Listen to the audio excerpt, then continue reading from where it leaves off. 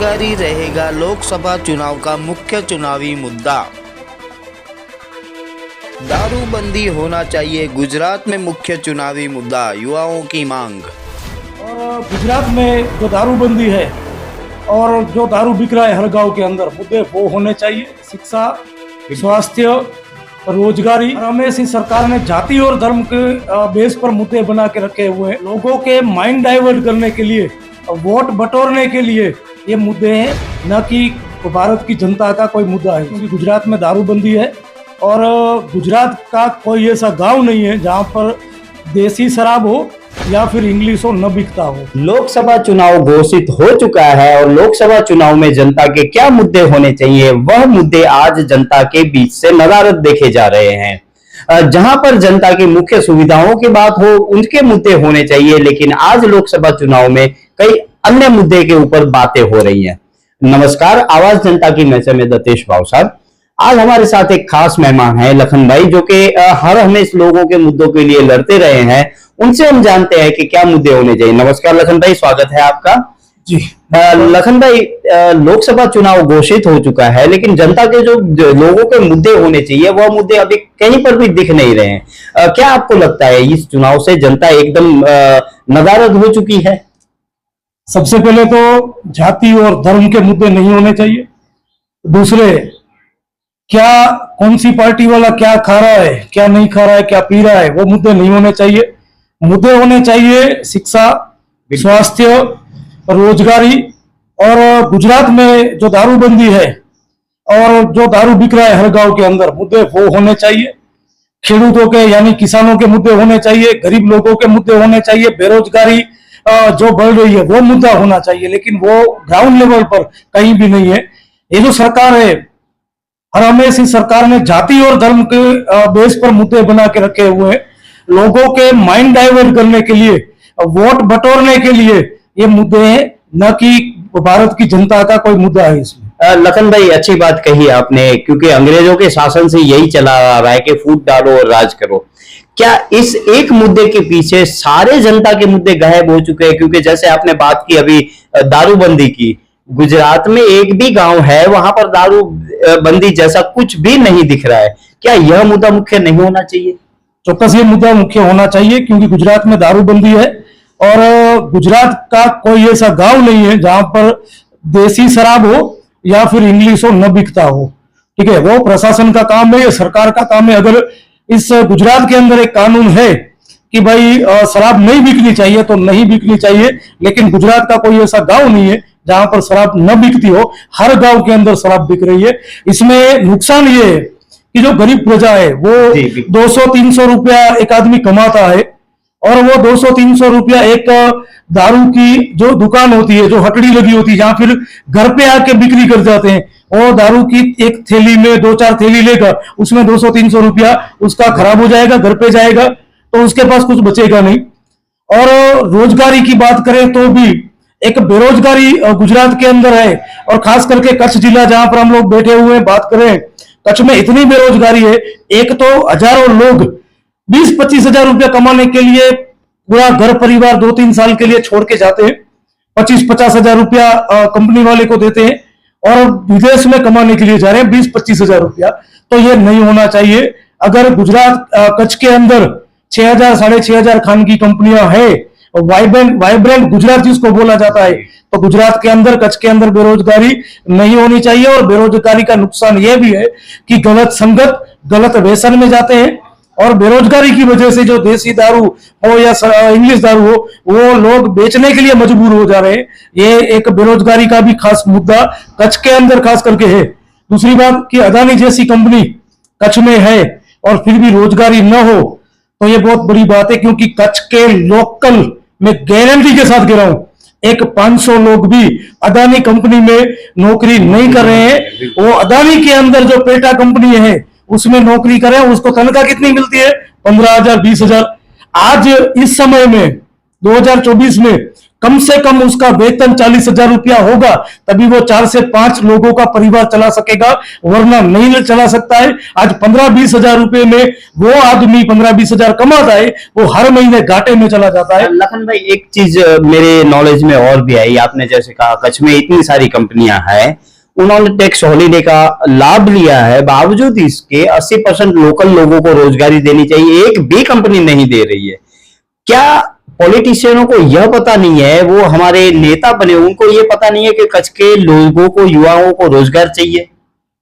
आपने 80% बोला, लेकिन कानून जो 1995 का है उसमें 85% लिखा हुआ है कि 85% स्थानिक लोगों को रोजगारी देनी चाहिए। लेकिन एक दो कंपनियों को छोड़ के बाकी जो जितनी भी कंपनियां हैं, उन लोगों ने क्या किया है कि पेटा कॉन्ट्रैक्ट वाली सिस्टम डाल दी है। वो एक तो टैक्स बचेगा और जो माथाकूट रहती है वो बचेगी। लोकल 80-85 लोगों को 80-85% लोगों को लेंगे तो स्वाभाविक है कि कहीं ना कहीं जो झंझटमारी है वो भी बचेगी, टाइम भी वेस्ट नहीं होगा। इसलिए इन लोगों ने क्या किया है कि पेटा कॉन्ट्रैक्ट में दिया है। और पेटा कॉन्ट्रैक्ट वाले क्या कर रहे हैं कि जो कंपनी पगार तनख्वाह दे रही है 25,000, उनमें से काट के ये पेटा कॉन्ट्रैक्ट में जिन लोगों को भर्ती करते हैं उनको दे रहे हैं 16,000, 17,000 या 15,000। एक आदमी के पीछे वो 8 से 10,000 रुपया पेटा कॉन्ट्रैक्ट वाला एक महीने का खा रहा है। ये नुकसान कच्छ की जनता को हो रहा है, गुजरात की जनता को हो रहा है। और ये सरकार की जो गलत पॉलिसी है, पेटा कॉन्ट्रैक्ट वाली जो कॉन्ट्रैक्ट बेस की पद्धति है, वो एकदम गलत है। ये आम लोगों को, गरीब लोगों का खून चूसने वाली एक सिस्टम बन गई है। दर्शक मित्रों, लखन भाई ने अच्छी बात कही, जो अंडर में काम दे देते हैं वो छोटी छोटी कंपनियां काम करती हैं, जिसके कारण जो लोकल लोग हैं उनको रोजगारी नहीं मिल रही है। कई साल पहले आंदोलन भी हुए, लेकिन उसका भी नतीजा सिफर ही रहा। लखन भाई, बेरोजगारी की बात हुई, शिक्षा की बात करें, कच्छ जिले में 10 ऐसी स्कूलें हैं जिसमें एक भी शिक्षक नहीं है, 350 ऐसी स्कूलें हैं जिसमें एक ही शिक्षक है, और 500 के ऊपर ऐसी स्कूलें हैं जिसमें 2 या 3 टीचर हैं। तो क्या कच्छ का भविष्य जो स्कूलों में पढ़ रहा है वो उत्तीर्ण हो पाएगा या आगे पढ़ पाएगा, या ऐसे ही गंवार रहेगा? आपने सही बात बोली। कच्छ की ऐसी बहुत सारी स्कूलें हैं जहां पर एक शिक्षक है, कच्छ की ऐसी बहुत सारी स्कूलें हैं जहां पर एक भी शिक्षक नहीं है, और कच्छ की ऐसी बहुत सारी स्कूलें हैं, सरकारी स्कूलें, जो आज की तारीख में बंद पड़ी हुई है। देखो, बाबा साहब अम्बेडकर ने कहा, शिक्षा वो शेरनी का दूध है, जो पिएगा वो दहाड़ेगा। अगर ये जो 80-85%, 90% जो लोग हैं, उनको आप शिक्षा से वंचित रखो, अच्छी शिक्षा ना दो, तो क्या करेंगे? वो गलत दिशा में जाएंगे, गलत काम करेंगे, या बेरोजगार अपने हक और अधिकारों से वंचित रहेंगे। साथ में ये जो कानून है, भारत का संविधान है, उसमें भी आर्टिकल 21 में राइट टू एजुकेशन का मौलिक अधिकार दिया हुआ है। आज देखिए, कच्छ का सांसद हो, कच्छ के जितने भी धारा सभ्य हैं, उनके बच्चे कहां पढ़ रहे हैं? प्राइवेट में या फिर विदेश में पढ़ रहे हैं। क्यों? जो जितने भी कर्मचारी वर्ग हैं, उनके बच्चे कहां पढ़ रहे हैं? प्राइवेट में या फिर विदेश में पढ़ रहे हैं। ठीक है। और जो कच्छ की जो गरीब प्रजा है, 95% उनके बच्चे कहां पढ़ रहे हैं? सरकारी स्कूलों में। अगर प्राइवेट में भी जा रहे हैं तो हर महीने या हर साल जो पैसा पे करना होता है, उसके लिए अपने रिश्तेदारों से या फिर अपने जो जेवरात है वो गिरवी रख के अपनी अच्छी शिक्षा के लिए लाख रुपए फीस है वो भरने के लिए अपनी जेवरात भी, अपनी बीवी के जेवरात भी गिरवी रखने पड़ते हैं। ये शिक्षा वो शेरनी का दूध है, जो पिएगा वो दहाड़ेगा। वो प्राइवेट में वो शिक्षा नहीं है। शिक्षा अगर चाहिए तो आर्टिकल 21 में जो संविधान में लिखा हुआ है, वो हर एक व्यक्ति के लिए सरकारी स्कूलों के अंदर शिक्षा होनी चाहिए, और वो भी सरकार की जिम्मेदारी है कि फ्री शिक्षा और अच्छी से अच्छी शिक्षा दे। आज कच्छ का जो शिक्षा का स्तर है, मैं मानता हूं कि पूरे भारत के अंदर सबसे गिरा हुआ स्तर बन गया है। दर्शक मित्रों, एक चीज आपको और बता दें, कच्छ के जो सांसद हैं, मौजूदा सांसद, 2 टर्म से सांसद है विनोद भाई चावड़ा, वो सांसद बनने से पहले शिक्षक भी हुआ करते थे। इसका मतलब यह है कि उनकी डबल जिम्मेदारी होती है कि कैसे शिक्षा का स्तर आगे बढ़ाया जाए। लेकिन जैसे लखन भाई ने कहा, नतीजा कुछ भी नहीं है, और अंत में यह होता है कि अगर अच्छी शिक्षा लेनी हो तो प्राइवेट में डालो और लाखों रुपए की फीस दो। लखन भाई, ऐसे ही कुछ हालात स्वास्थ्य के हैं। पीएचसी और सीएचसी हैं, उसमें 45 से 50% ही स्टाफ है, तो कैसे लोगों को स्वास्थ्य सुविधाओं का लाभ मिलेगा? सबसे बड़ी बात कि वही हो रहा है, जैसे अच्छी शिक्षा न दो तो वो पढ़ेगा नहीं, पढ़ेगा नहीं तो वो अपना वोट बेचेगा या दारू के लालच में आके वोट अपना दे देगा किसी भी पार्टी को, ठीक है। तो उसी तरह से आरोग्य एक ऐसी बहुत बड़ी समस्या है। पिछले आपको पता है कि 5-6 साल से मैं कच्छ की जो सबसे बड़ी अस्पताल है, सरकारी अस्पताल थी एक समय पर, और आज उसको अदानी को फ्री में बेच दिया गया है। उस अस्पताल में जो कार्डियोलॉजिस्ट, न्यूरोलॉजिस्ट, गैस्ट्रोलॉजिस्ट और कैंसर के जो डॉक्टर नहीं है, उसके लिए लड़ रहा हूं। और दूसरा, साथ में जो अस्पताल पहले सरकारी थी जो फ्री थी, आज हजारों रुपए की लूट के पैसे दे, हर एक चीज के पैसे दे रहे, हजारों रुपए की लूट ये अदानी चला रही है। और उसमें भी ये सरकार की देन है, नरेंद्र मोदी जी की देन है कि जब मुख्यमंत्री थे तो अपने मित्र अदानी को फ्री में दे दिया। और देखा जाए तो पूरे भारत के अंदर कहीं पर भी एक भी अस्पताल अदानी के पास नहीं है। अदानी का काम नहीं है मेडिकल लाइन को चलाए, ठीक है। और फिर भी कच्छ एक सेंसिटिव विस्तार है, यहाँ की प्रजा को खमीरवंती प्रजा बोला जाता है। दूसरी बात कि कच्छ पूरे एशिया का सबसे बड़ा जिला है, वस्ती के आधार पर नहीं, क्षेत्र के आधार के देखा जाए तो वो बहुत बड़ा जिला है। और वो भी आर्टिकल 372 में कच्छ को विशेष दर्जा दिया हुआ है। इतनी सारे हक अधिकार कच्छ को मिले हुए हैं। कच्छ की समस्याएं भी बहुत बड़ी है, कच्छ क्षेत्रों में भी सबसे बड़ा जिला है, फिर भी कच्छ की जो जिला स्तरीय एक अस्पताल है उसको अदानी को फ्री में दे देना, 99 ईयर की लीज पर दे देना, यानी कच्छ के लोगों के साथ नरेंद्र मोदी जी ने बहुत बड़ा धोखा किया हुआ है। देखा जाए दूसरी बात कि चलो दे दिया तो दे दिया, सुविधाएं तो होनी चाहिए, डॉक्टर भी होने चाहिए, वहां पर जो दवाएं मिल रही है वो दवाएं आधी तो अस्पताल में मिलती है, लेकिन आधी दवाएं प्राइवेट में से लेनी पड़ती है।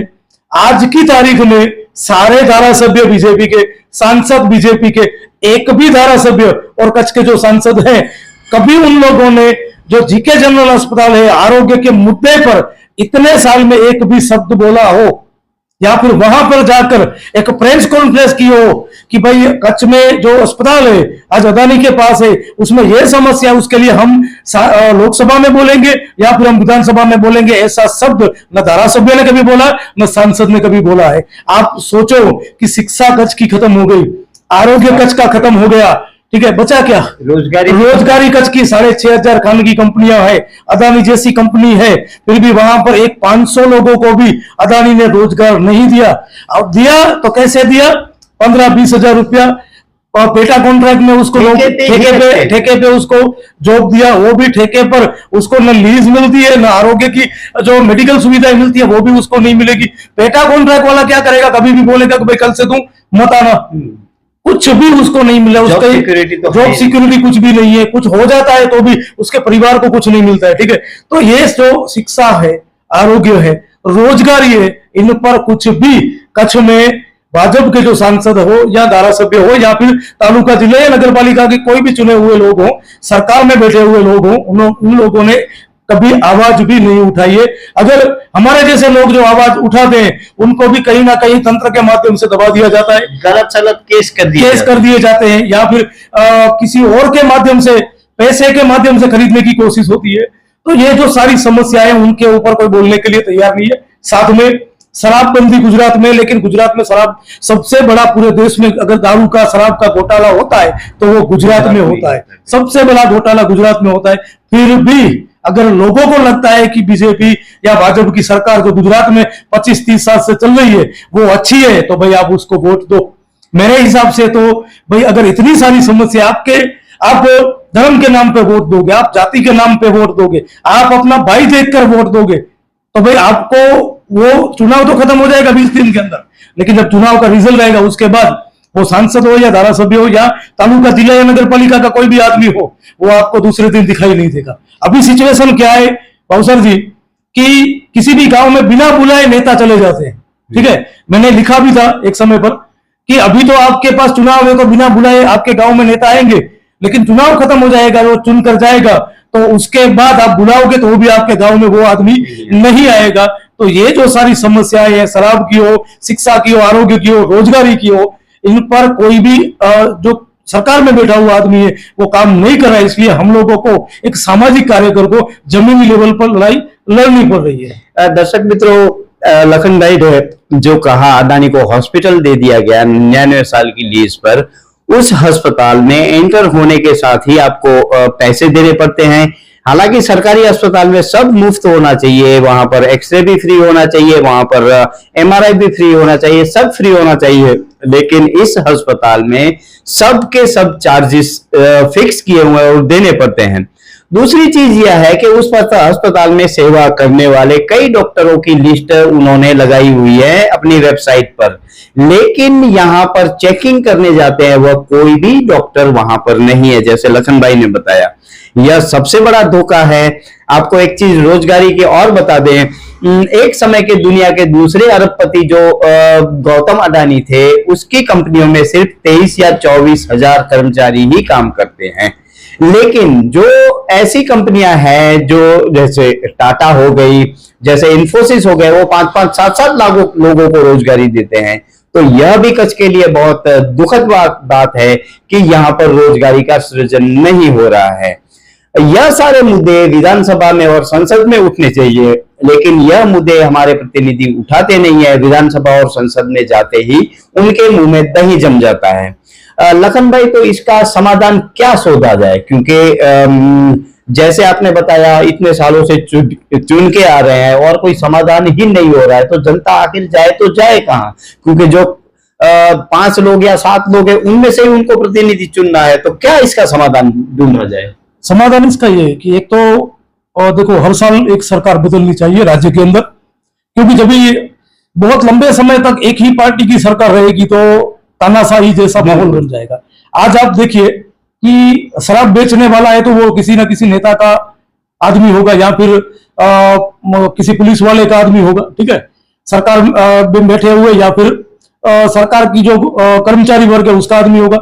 दूसरी बात कि आज भी जो प्राइवेट कंपनियां हैं उनमें किसी को भी रोजगारी दिलानी हो तो किसी ना किसी नेता की भलामन चाहिए, ठीक है, सिफारिश के बिना कुछ काम नहीं हो रहा है, ठीक है।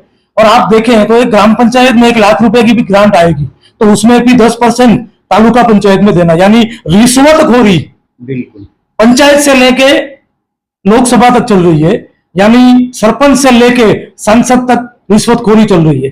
तो उसके लिए एक ही माध्यम है कि हर 5 साल में राज्य की और सेंट्रल में बैठी सरकार बदलनी चाहिए। यह जागरूकता जनता में आनी चाहिए, क्योंकि शिक्षा, स्वास्थ्य और रोजगारी ये 3 ऐसे मुद्दे हैं कि हर एक व्यक्ति को लागू करते हैं, इफेक्टेड है। क्योंकि भारत देश का हर एक व्यक्ति करोड़पति नहीं है, हर एक व्यक्ति अरबपति नहीं है, हर एक व्यक्ति लाखोंपति भी नहीं है। तो भारत के जो 90% लोग हैं उन लोगों को न जाति, न धर्म, न कोई सगा संबंधी, न या फ्रेंड सर्कल में देखना चाहिए। उनको यह देखना चाहिए कि हमारी आवाज उठाने लायक कौन नेता है, हमारी आवाज उठाए सड़कों पर ऐसा कौन नेता है, हमारी साथ खड़ा रहे शिक्षा के मुद्दे पर, स्वास्थ्य के मुद्दे पर, रोजगारी के मुद्दे पर ऐसा कौन नेता है, उसको चुनना चाहिए, पहली बात। दूसरी बात, अगर वो चुना हुआ नेता गद्दार निकलता है, नालायक निकलता है, तो उसका विरोध करने की भी हिम्मत प्रजा में होनी चाहिए। तो सबसे बड़ी बात कि जनता को जागरूक होना पड़ेगा। अभी इलेक्शन का टाइम में तो मैं सबसे यह कहना चाहता हूं कि इतने साल आपने बीजेपी को वोट दिया, अब तो सरकार बदलो। इतने समय तक 10 साल से सेंट्रल में सरकार है, 25 से 30 साल से गुजरात में सरकार है, क्या हुआ? सिर्फ दिखावा हुआ। आज भी आप अस्पतालों में जाओगे, प्राइवेट अस्पताल में जाओगे, अगर गंभीर कुछ मान लीजिए किसी का अकस्मात हो गया तो सबसे पहले बोलेगा 50,000 रुपया रख, ठीक है, जमा करो। उसके बाद उसको 2-3 लाख रुपए का और खर्चा होगा, यानी जो 2-3 लाख रुपया 2-3 साल में कमाया होगा, जो बचत शायद किसी की बचत होगी, या फिर बचत नहीं है तो किसी और से उधार मांगनी पड़ेगी। दूसरी बात, भावसार जी आपको बता दूं कि आयुष्मान में सबसे बड़ा घोटाला गुजरात में हो रहा है। कैसे हो रहा है कि प्राइवेट अस्पतालों में आयुष्मान है तो वो प्राइवेट अस्पताल वाले क्या कर रहे हैं कि उसके पास जो ट्रीटमेंट है उस पर वो अपने हिसाब से आयुष्मान कार्ड की व्यवस्था होगी। अगर मान लीजिए कि आप एक न्यूरोलॉजिस्ट डॉक्टर है, वहां पर दिमाग की अकस्मात हो जाता है, हेमरेज होता है, तो वो अस्पताल में जाएंगे। आज भुज की कई सारी ऐसी अस्पताल है कच्छ की, तो वहां पर ऑपरेशन होगा तभी वो आयुष्मान कार्ड चलेगा। अगर ऑपरेशन नहीं है ऑपरेशन नहीं करना है, बगैर ऑपरेशन के उसकी ट्रीटमेंट करनी है, तो अस्पताल में आयुष्मान कार्ड नहीं चलेगा। यानी ये सबसे बड़ा घोटाला आयुष्मान कार्ड में हो रहा है, जनता को ये देखना चाहिए। ये भी तो धोखा है ना, सरकार दिखावा कर रही है कि हम 5 लाख 10 लाख रुपए आयुष्मान में आपको फ्री दे रहे हैं। नहीं, हमें आयुष्मान नहीं चाहिए। उसी आर्टिकल 21 में भारत के संविधान में राइट टू हेल्थ का मौलिक अधिकार है। आप सरकारी अस्पतालों को अच्छी बनाओ, क्यों बेच रहे हो अदानी अंबानी को? आप सरकारी अस्पतालों को अच्छी बनाओ, सरकारी डॉक्टरों को वहां पर भर्ती करो। आप प्राइवेट डॉक्टरों को क्यों भर्ती कर रहे हो? आप प्राइवेट डॉक्टर को 1.5 लाख रुपया पगार दे रहे हो, आप 2 लाख रुपया पगार उसको दो ना। सरकारी अस्पताल बना के सरकारी डॉक्टर दो उसको। अच्छी से अच्छी सुविधाएं सरकारी अस्पतालों में होनी चाहिए। अगर संविधान के अंदर, भारत के बंधारण में यह लिखा हुआ है कि आर्टिकल 21 में राइट टू हेल्थ और राइट टू एजुकेशन का मौलिक अधिकार है, तो उस पर काम क्यों सरकारें नहीं कर रही है? करनी चाहिए। 30 साल से गुजरात में सरकार बीजेपी की है, काम नहीं किया। 10 साल से इल्जाम लगाती रही है कि पीछे वाली जो सरकार है उसने काम नहीं किया है, तो आप करो ना, आपको कौन मना कर रहा है? केजरीवाल ने अपने 10 साल के अंदर अच्छी से अच्छी सुविधाएं दी दिल्ली के अंदर, तो गुजरात की सरकार क्यों नहीं दे सकती है? भारत के अंदर सेंट्रल में 10 साल से बैठी हुई सरकार क्यों नहीं दे रही है? क्यों अदानी और अंबानी का फायदा हो रहा है? कहां गई इस देश की 90-95% जनता जो आज भी गरीबी में जूझ रही है? लेकिन आज क्या है मालूम? एक लॉलीपॉप दिया जा रहा है। ये सरकार आएगी तो उनसे बचाव होगा, ये सरकार आएगी तो इतना विकास होगा। लेकिन आप सोचिए, कच्छ के अंदर हमने जाना कि कच्छ की क्या क्या समस्याएं थी। लखन भाई ने विस्तार से बताया कि क्या क्या कच्छ की समस्याएं थी। सबसे अच्छी बात यह है कि अगर आपने राम मंदिर और 5 किलो अनाज के नाम पर वोट दिया है तो आपको अस्पताल नहीं मिलेंगे, आपको अच्छी स्वास्थ्य सुविधा नहीं मिलेगी, आपको रोजगारी नहीं मिलेगी। तो यह आपके विवेक के ऊपर डिपेंड करता है कि आप कैसे प्रत्याशी को चुनते हैं और वो आपके लिए क्या काम करता है। लखन भाई, बहुत बहुत धन्यवाद आपका। धन्यवाद आपका भी। तो दर्शक मित्रों, यह हमारे कुछ मुद्दे थे। आने वाले एपिसोड में हम लखन भाई से और भी मुद्दों पर चर्चा करेंगे। हमें इजाजत दीजिए। और आवाज जनता की अगर आपको पसंद आए तो आप लाइक करें, पसंद ना आए तो डिसलाइक करें, लेकिन सब्सक्राइब कीजिएगा जरूर। नमस्कार।